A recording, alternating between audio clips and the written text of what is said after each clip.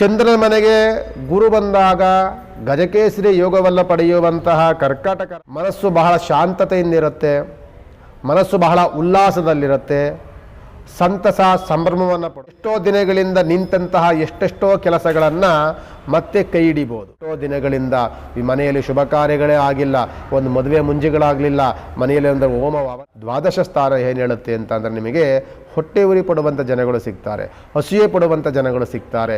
ನಿಮ್ಮ ಬೆಳವಣಿಗೆ ನೋಡಿ ತುಂಬ ತುಂಬ ಜನಗಳು ಗುರುಭ್ಯೋ ನಮಃ ಶ್ರೀಮತೆ ರಾಮಾನುಜಾಚಾರ್ಯಾಯ ನಮಃ. ಇದು ಜುಲೈ ತಿಂಗಳು ಮಾಸ ಭವಿಷ್ಯ. ಇದರಲ್ಲಿ ಕರ್ಕಾಟಕ ರಾಶಿ ತೆಗೆದುಕೊಳ್ಬೇಕು ಅಂತ ಅಂದರೆ ಕರ್ಕಾಟಕ ರಾಶಿಯವರಿಗೆ ಜುಲೈ ತಿಂಗಳು ಒಂದು ಉತ್ತಮವಾದಂತಹ ಅದೃಷ್ಟದ ಮಾಸ ಅಂತ ಹೇಳ್ಬೋದು. ಚಂದ್ರನ ಮನೆಗೆ ಗುರು ಬಂದಾಗ ಗಜಕೇಸರಿ ಯೋಗವಲ್ಲ ಪಡೆಯುವಂತಹ ಕರ್ಕಾಟಕ ರಾಶಿ ಮನಸ್ಸು ಬಹಳ ಶಾಂತತೆಯಿಂದಿರುತ್ತೆ, ಮನಸ್ಸು ಬಹಳ ಉಲ್ಲಾಸದಲ್ಲಿರುತ್ತೆ, ಸಂತಸ ಸಂಭ್ರಮವನ್ನು ಪಡುತ್ತೆ. ಏನು ಮಾಡಬೇಕಾದರೂ ಸಹ ನಿಮಗೆ ವಿಶಾಲತೆಯಿಂದ ಆಲೋಚನೆ ಮಾಡುವಂಥ ಯೋಚನೆಯನ್ನು ಕೊಡುತ್ತೆ. ಮನಸ್ಸು ಬಹಳ ಸುಲಲಿತವಾಗಿ, ಮನಸ್ಸು ಬಹಳ ಆಹ್ಲಾದಕರವಾಗಿರುತ್ತೆ. ಜೊತೆಯಲ್ಲಿ ಚಂದ್ರನ ಮನೆಗೆ ಗುರು ಬಂದಾಗ,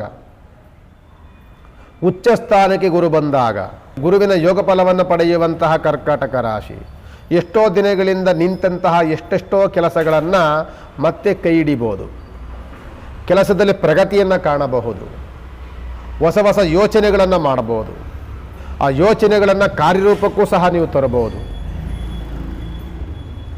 ಹೊರದೇಶಕ್ಕೆ ಪ್ರಯಾಣಗಳನ್ನು ಮಾಡುವಂಥ ಸುಯೋಗಗಳು, ಆರೋಗ್ಯದಲ್ಲಿ ಉತ್ತಮವಾದಂಥ ಬೆಳವಣಿಗೆಯನ್ನು ಕಾಣುವಂಥ ಯೋಗ ಫಲಗಳು, ಎಷ್ಟೋ ದಿನಗಳಿಂದ ಆರೋಗ್ಯದ ಸಮಸ್ಯೆಯಿಂದ ಬಳಲ್ತಿದ್ದಂಥ ಎಷ್ಟೋ ಜನಗಳು ಆರೋಗ್ಯದ ಅಭಿವೃದ್ಧಿಯನ್ನು ಕಂಡು ದೃಢವಾದಂಥ ಶರೀರವನ್ನು, ದೃಢವಾದಂಥ ಆರೋಗ್ಯಕರವಾದಂಥ ವಾತಾವರಣಗಳನ್ನು ನೀವು ಪಡ್ಕೊಳ್ಬೋದು.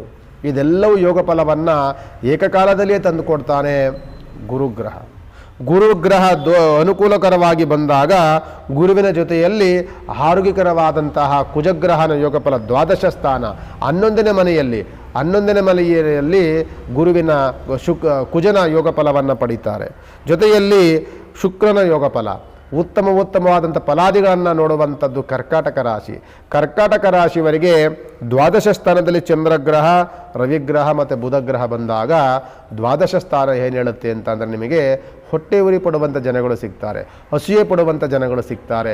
ನಿಮ್ಮ ಬೆಳವಣಿಗೆ ನೋಡಿ ತುಂಬ ತುಂಬ ಜನಗಳು ಕಾಲೆಳೆಯುವಂಥದ್ದು, ನಿಮಗೆ ಅಡೆತಡೆಗಳನ್ನು ಮಾಡುವಂಥ ಜನಗಳು, ಊಹಾಪೋಹಗಳನ್ನು ಆಡುವಂಥದ್ದು, ನಿಮ್ಮ ಬಗ್ಗೆ ಹೊಟ್ಟೆ ಉರಿ ಮಾತುಗಳನ್ನು ಆಡುವಂಥದ್ದು, ಅವಮಾನಗಳನ್ನು ಮಾಡಲಿಕ್ಕೆ ಪ್ರಯತ್ನವನ್ನು ಮಾಡುವಂಥದ್ದು, ಇದೆಲ್ಲವೂ ಸಹ ನಿಮಗೆ ಪ್ರಯತ್ನವನ್ನು ಮಾಡ್ತಾರೆ. ನಿಮ್ಮ ಕೆಲಸ ಕಾರ್ಯಗಳಿಗೆ ಸ್ವಲ್ಪ ಅಡ್ಡಗಾಲ ಹಾಕುವಂಥ ಜನಗಳು ನಿಮಗೆ ಸಿಗ್ತಿರ್ತಾರೆ. ಅದರಿಂದ ಅದರ ಬಗ್ಗೆ ಒಂದು ಸ್ವಲ್ಪ ಎಚ್ಚರಿಕೆಯನ್ನು ವಹಿಸಿ ತೋರಿಕೆಯನ್ನು ಕಡಿಮೆ ಮಾಡಿಕೊಳ್ಳಿ. ನೀವು ಮಾಡುವಂಥ ಕೆಲಸದಲ್ಲಿ ಮುಂದಿನ ಆಲೋಚನೆಗಳನ್ನು ಮಾಡಿ, ಮುಂದಾಲೋಚನೆಗಳನ್ನು ಮಾಡಿ ಸಂಕ್ಷಿಪ್ತವಾದಂತಹ ಆ ಒಂದು ವಾತಾವರಣಗಳ ನಿರ್ಮಾಣವನ್ನು ಮಾಡಿಕೊಂಡು ಈ ಕೆಲಸವನ್ನು ಕೈ ಇಟ್ಟಾಗ ಯಾವುದೇ ಅಡೆತಡೆಗಳು ಬರದ ರೀತಿಯಲ್ಲಿ ಮುಂಜಾಗ್ರತೆಯನ್ನು ತೆಗೆದುಕೊಂಡು ಆ ಕೆಲಸ ಕಾರ್ಯಗಳಿಗೆ ನೀವು ಕೈ ಹಾಕಿ ಖಂಡಿತವಾಗಿ ನಿಮಗೆ ಅನುಕೂಲಕರವಾದಂಥ ವಾತಾವರಣಗಳು ನಿಮ್ಗೆ ನಿರ್ಮಾಣವಾಗುತ್ತೆ. ಎಷ್ಟೋ ದಿನಗಳಿಂದ ಈ ಮನೆಯಲ್ಲಿ ಶುಭ ಕಾರ್ಯಗಳೇ ಆಗಿಲ್ಲ, ಒಂದು ಮದುವೆ ಮುಂಜಿಗಳಾಗಲಿಲ್ಲ, ಮನೆಯಲ್ಲಿ ಒಂದು ಹೋಮ ಹವನಾದಿಗಳನ್ನು ಮಾಡಲಿಕ್ಕೆ ಆಗಲಿಲ್ಲ, ಕೊನೆಯಲ್ಲಿ ಒಂದು ಗೃಹಪ್ರವೇಶ ಮನೆಯನ್ನು ಕಟ್ಟಿ ನಾವು ನೋಡ್ತಲೇ ಇದ್ದೀವಿ, ಮನೆಯನ್ನು ಕಟ್ಟಲಿಕ್ಕೆ ಫಿನಿಷ್ ಮಾಡೋಕ್ಕಾಗ್ತಿಲ್ಲ.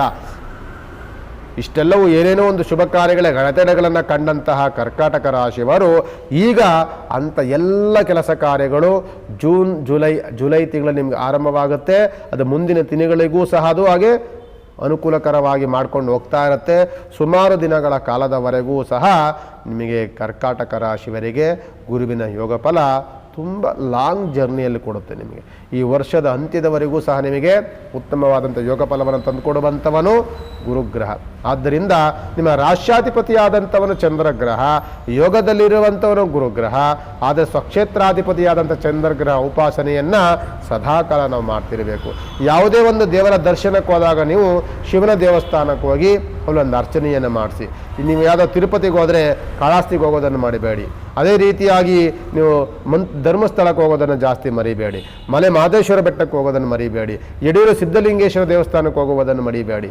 ಇಂಥ ಶಿವನ ಉಪಾಸನೆಗಳನ್ನು, ಶಿವನ ಅನುಗ್ರಹಕ್ಕೆ ಪಾತ್ರರಾಗಬೇಕು ಅಂತ ಅಂದಾಗ ಶಿವನ ಉಪಾಸನೆಗಳನ್ನು ಮಾಡಿ. ಯಾಕೆ ಅಂದರೆ ನಿಮ್ಮ ರಾಶಿ ಅಧಿಪತಿಯಾದಂಥವನೇ ಶಿವ. ಆದ್ದರಿಂದ ಅವನು ಉಪಾಸನೆ ಮಾಡಿ ಇನ್ನೂ ಅನುಕೂಲಕರವಾದಂಥ ವಾತಾವರಣ ಜುಲೈ ತಿಂಗಳಲ್ಲಿ ಕರ್ಕಾಟಕ ರಾಶಿಯವರಿಗೆ ಸಿಗುತ್ತೆ. ನಮಸ್ಕಾರ.